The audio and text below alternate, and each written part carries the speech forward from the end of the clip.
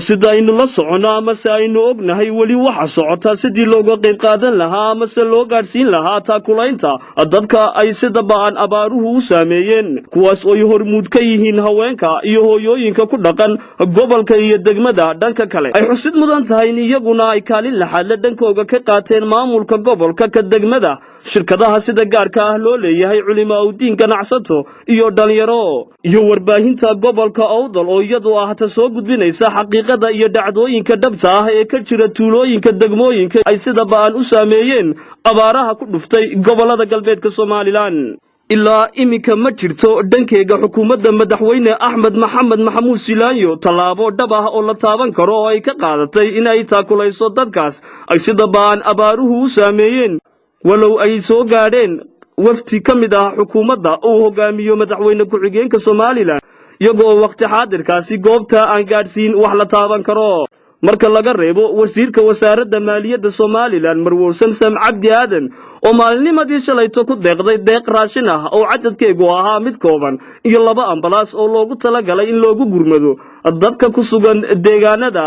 ay abaaruhu sida ba'an u saameeyeen iyaduna dhankeyga waxa xusid mudan in si cad loo taabtana u baahan in saddexda xisbi qaran ee kulmiye u cid iyo wadani ay ahaayeen kuwa waqtigii kaarka codbixiyaasha doorashooyinka laga qaadanayay labada gobol ee Awdal iyo Salal si iskooda mid walba uu soo maray goobaha ay ku sugnaayeen dadka ay abaaruhu barakaca xoogan u geysteen iyagoo ilaa imika wax talaabaha ama siyaasad cad aan ka qaadin arrintaasi iyagoo oo waqtigaasina ku beelaxawsanayay dadka inay qaataan kaarka codbixiyaasha doorashooyinka si ay u doortaan hadhow toolo iyaga balse ma ahayn mas'uuliyiin la socda xaaladda ay ku sugan yihiin dadka marka laga reebo inay iska duubaan muuqaalo iyo sawirro ay la gelayeen hadba deegaanka ay marayaan dadka ku sugan Cabdiraxmaan Maxamed Cabdullaahi Cirro waa gudoomiyaha baarlamaanka Soomaaliland ahna gudoomiyaha xisbiga mucaaradka ee wadani waxa uu ka mid ahaa mas'uuliyiintii safarada ku tagayay guud ahaanba goobaha ay sida ba'an u saameysay abaaruhu waxa uuna ka mid yahay mas'uuliyiinta sida khaaska ah dadkan ay xilka gaarkii ka saaran yahay maadaama uu ka mid yahay hogaamiyayaasha ugu sarreeya dalka balse Cabdiraxmaan Maxamed Cabdullaahi Cirro ma jirto wax talaabaha oo goobahaas ka qaaday ama se uu kaga soo falceliyay arrimihii uu sida xaqiiqada ah ugu soo arkay indhihiisa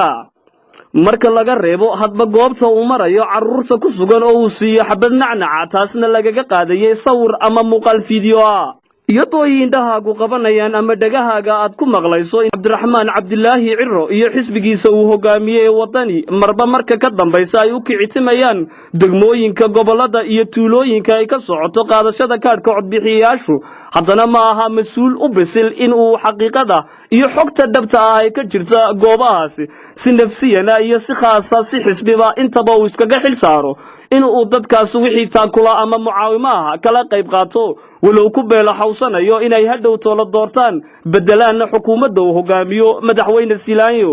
taas macnaheeda ayaa ah kaaf iyo kala dheeri maadaama uusan ogeyn xaaladaha dhabta ah ay ku sugan yihiin dadkaasi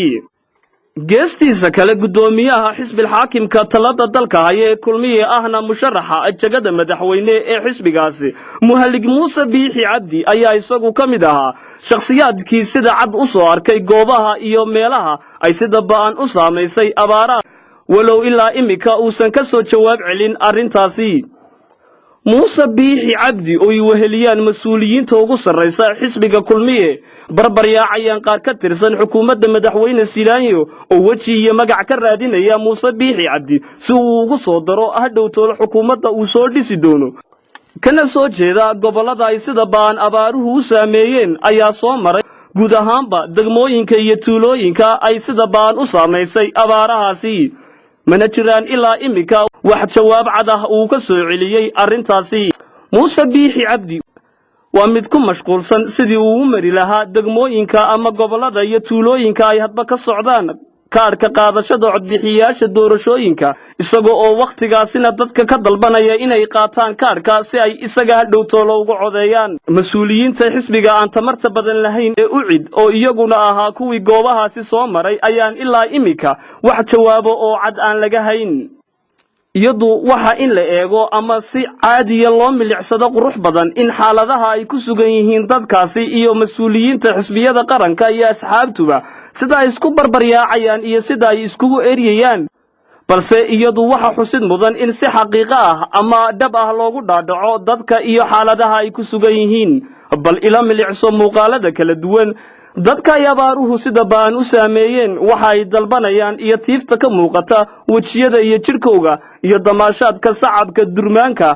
iyo heesaha iyo muusiga ay ku jiraan asxaabta ugu sarreysa saddexda xisbi qaran ee dalka isku soo wada duuboo tani macnaheedu ayaa ah kaaf iyo kala dheeri waa jaamac xuseen jaamac dude Space Channel Boorama